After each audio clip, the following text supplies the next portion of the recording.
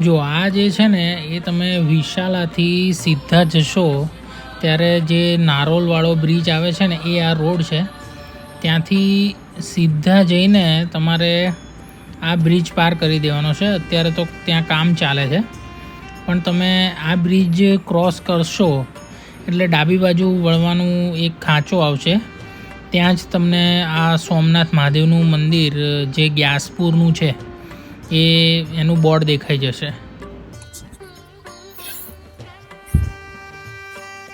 અમદાવાદના ગ્યાસપુર વિસ્તારમાં આવેલા આ સુપ્રસિદ્ધ સોમનાથ મંદિર જેની આપણે મુલાકાત આજે લઈ રહ્યા છીએ. આ મંદિરનું સ્થાન હાલમાં ગ્યાસપુર તરીકે ઓળખાય છે, પરંતુ આ સ્થાનનો પૂર્વ અને વાસ્તવિક નામ જૂની શાહવાડી હતું, જે અમને અહીંયા એક ભરવાડ કાકાએ જણાવ્યું, જે પોતાને મંદિરના માલિક તરીકે દર્શાવતા હતા. આ મંદિર સુએજ ડેમ પાસે સાબરમતી નદીના કિનારે આશરે 40 મીટર દૂર અને નગરીય વિસ્તારથી દૂર સ્થિત છે.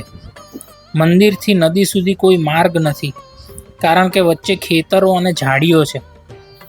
અમદાવાદની આંતરિક માર્ગથી સુએજ ફાર્મ માટેના આ રસ્તા ઉપર શહેરની બસ સર્વિસ નંબર 117 અને 117-1 આ રસ્તાથી જાય છે. આ માર્ગમાં ઔદ્યોગિક વિસ્તાર અને નગરની ગંદકી નીપજવાના કારણે રસાયણો અને કચરાઓની દુર્ગંધ પ્રસરી છે. અહીંથી લગભગ 2 કિલોમીટર દૂર 1000 મીટરના અંતરે આ મંદિર આવેલું છે, જ્યાં આપણે પગપાળા પણ જઈ શકીએ છીએ, અથવા જો કોઈ રિક્ષા મળી જાય તો સરળતાથી પહોંચી શકાય છે. અમદાવાદના બાહ્ય માર્ગથી ગ્યાસપુર પાસેના મંદિર ઉપર જવા માટે 32 બસની વ્યવસ્થા છે. અહીંથી મંદિર માટે 1.5 કિલોમીટરનો કુદરતી માર્ગ છે, જ્યાં સુધી પગપાળા અથવા કોઈ રિક્ષા મળી જાય તો તમે પહોંચી શકો છો. એટલા માટે જ આ રસ્તા ઉપર તમારા 2 વ્હીલર અથવા 4 વ્હીલર લઈને આવવું વધારે હિતાવહ છે. આ મંદિર અંદાજે 1000 વર્ષ જૂનું છે, જ્યાં મંદિરથી 300 મીટર પહેલાં આવેલા બોર્ડમાં વાંચી શકાય છે, જ્યાં આંતરિક માર્ગ ઉપર 3 રસ્તા પડે છે અને એ દિશાઓમાં ફલકમાં ઉલ્લેખ આ 1000 વર્ષનો થયેલો છે. ભરવાડ કાકાએ જણાવ્યું કે 1000 નહીં તો ઓછામાં ઓછું આ મંદિર 500 થી 600 વર્ષ તો જૂનું છે જ. મંદિરના પરિસરનો વ્યાસ 60 મીટર જેટલો વિશાળ છે. અહીં વાહન પાર્કિંગની પ્રોપર વ્યવસ્થા છે.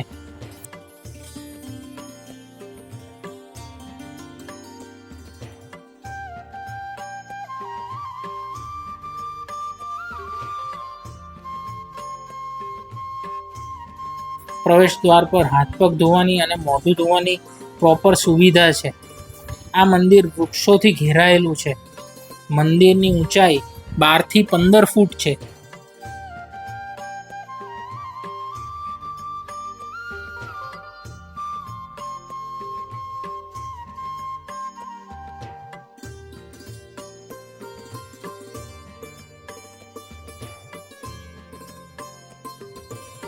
મંદિર પૂર્વ દિશામાં આવેલું છે અને નિયમ અનુસાર શિવલિંગનો અર્ઘ ઉત્તર દિશામાં છે.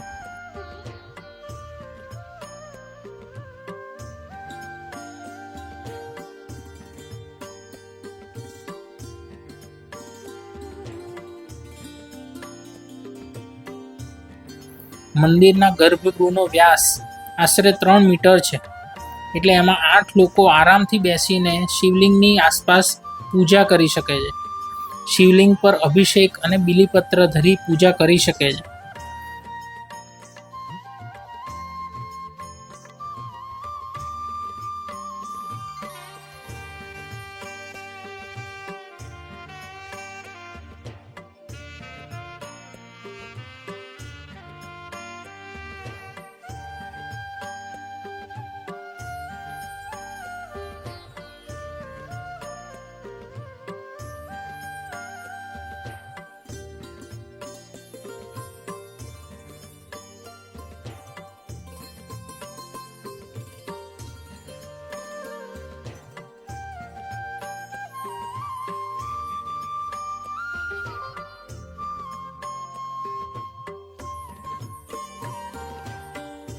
આનું એક શુભ કારણ એ છે કે બાહ્ય પબ્લિકને આકર્ષવા માટે અહીંયા કોઈ આડંબર કે કોઈ પણ જાતના ખોટા પ્રયાસ થતા નથી, જેના કારણે મંદિરનું મૂળ સ્વરૂપ, કુદરતી શાંતિ અને પવિત્રતા જળવાઈ રહી છે.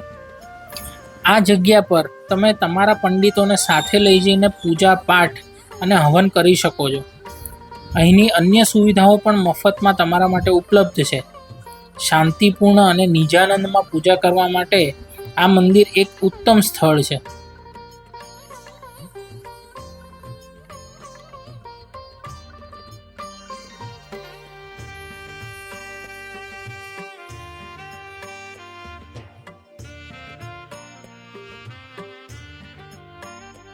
પરિસરમાં 2 વિશાળ પંડાલ છે, જે યજ્ઞકુંડ છે. એમાં એક પંડાલમાં 11 હવનકુંડ અને બીજામાં 21 હવનકુંડ આવેલા છે.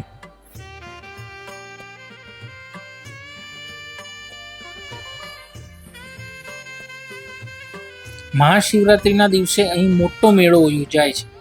શ્રાવણ મહિનામાં અને માસિક શિવરાત્રિના દિવસે અહીં મોટી ભીડ જોવા મળે છે. સામાન્ય દિવસોમાં અહીં ભીડ હોતી નથી.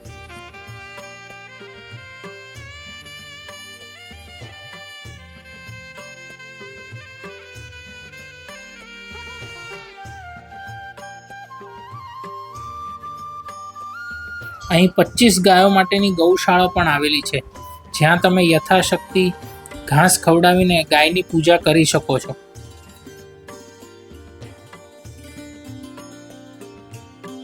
તો આ મંદિરની મુલાકાત તમારે લેવી જ જોઈએ. અને જો તમને આ વિડીયો ગમ્યો હોય તો મારા આ પેજને ફોલો કરી લેજો અને નીચે કોમેન્ટમાં જણાવો કે તમને આ વિડીયો કેવો લાગ્યો. જય મહાદેવ. ઓમ નમઃ શિવાય.